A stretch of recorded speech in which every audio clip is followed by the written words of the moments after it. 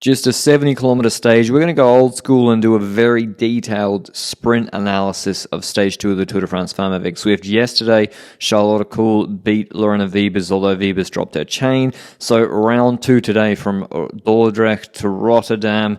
Pancake flat stage, not even a QOM point on the route, and quite a technical last 3 kilometers as they go over some bridges. There's so much road furniture. It's going to be a flat sprint, and SD Worx, having missed out yesterday on the win, for sure they'll be going even harder again today. But that road furniture, there was these dividers that tried to filter the riders before this left-hand turn roundabout, and there was a crash. And so hectic stage. A lot of the GC teams like Little Trek, like SD Worx, wanted to stay at the front, like FDJ Suez for Music, kept their team at the front to stay out of trouble. We had some windmills. We had a lot of the stage below sea level.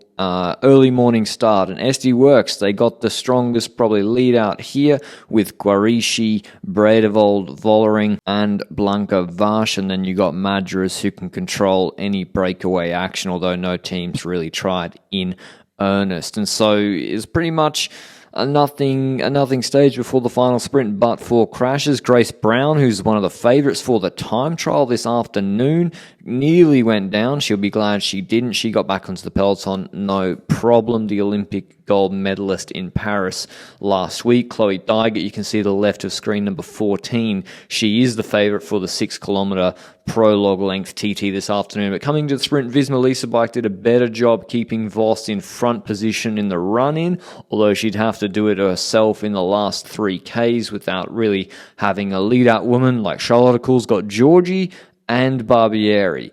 Wiebes has got Guarici, and Demi Vollering's actually the second last woman today, which is kind of crazy. So 6Ks to go. They're all lined up. Franziska Koch, just like yesterday, does a good job keeping DSM in front position. They got less numbers than SD Worx. Little Trek are trying to lead out Elisa Balsamo, but they also don't have the best train here, frankly, and it gets technical now. Last 3Ks, crash. Ruby Roseman Gannon's taken out of the sprint. She went for the sprint and QOM points yesterday. Last mile, SD Worx Pro Time pretty much control it. Vash absolutely rails through this corner. You can see Charlotte Kool, she is on Wiebes' wheel. This is where DSM want to be. Vos is middle, I think behind Puck Peterson, the young Phoenix de Koenig star. And so these corners really make a big difference how well you can take them.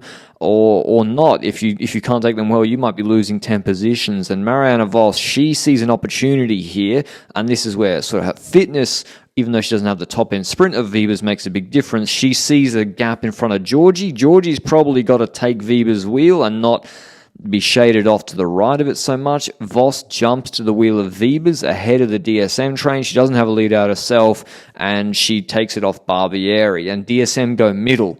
And that's probably a mistake. Got another right-hander coming up. DSM going middle costs Kool.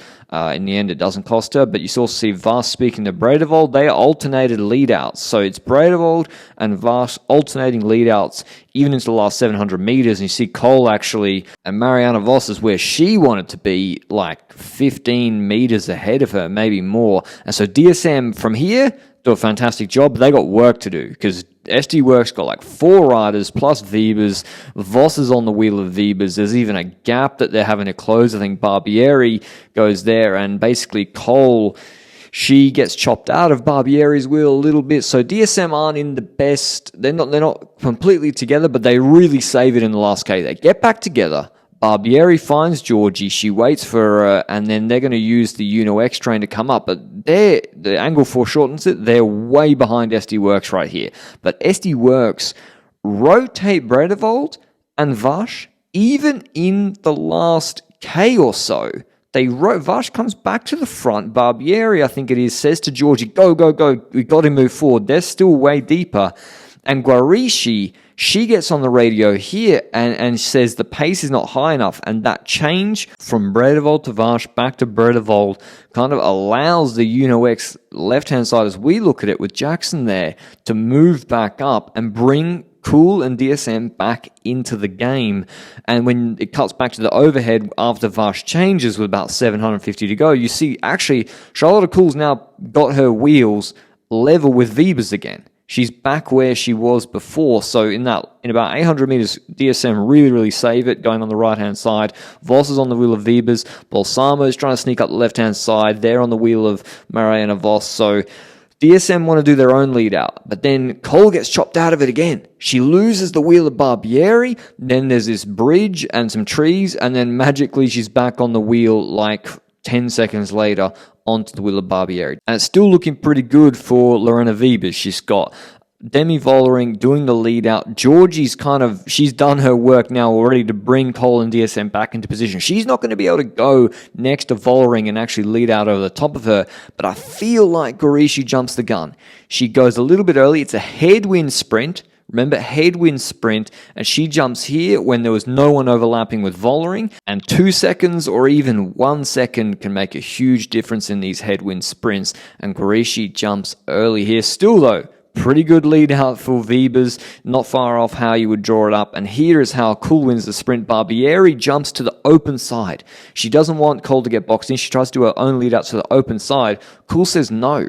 She's going to follow the left and take a risk of getting boxed in and follow Voss and try and get the draft or lead out of Wiebes. Wiebes jumps early off Gorishi, and I got the timer on the bottom hand side to show you. In these headwind sprints, there's one woman that can beat Lorena Wiebes when she takes her wheel and Wiebes maybe makes a small mistake, and Charlotte Kool is that woman beating Lorena Wiebes on the line. There was the mechanical yesterday, no excuses today. Kool beats her straight up in the stage, back-to-back wins for her. And you can see, if Voss went barriers early, Kool doesn't win. She would have got boxed in and it would have been all over, but she gets to take the wheel of Wiebes. Wiebes still incredibly strong to even make it that close in a sprint like that over nearly 15 seconds. But small margins we've seen the last 2 years. If there is a small mistake from Wiebes or SD Works, there's one woman that can beat them, and that is Charlotte Kool, who gets back-to-back victories and also the 10 bonus seconds. Ahead of Wiebes and Voss, Hentala, Balsamo, Barbieri, De Zolta, Kohlslister, Alzini, Peterser. Here's what the DSM style had to say after the stage. We were a bit far, but we knew, okay, stay calm, and I tried to stay calm as possible, and I just launched my sprint, and it was enough. Very short stage this morning. How hectic was it? Yeah, we were quite in control the whole day, but we heard some crashes, so I hope everyone is okay.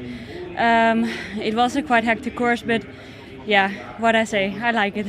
How special is it to win with the yellow jersey on your shoulders? Yeah, dreams come true quite fast these days.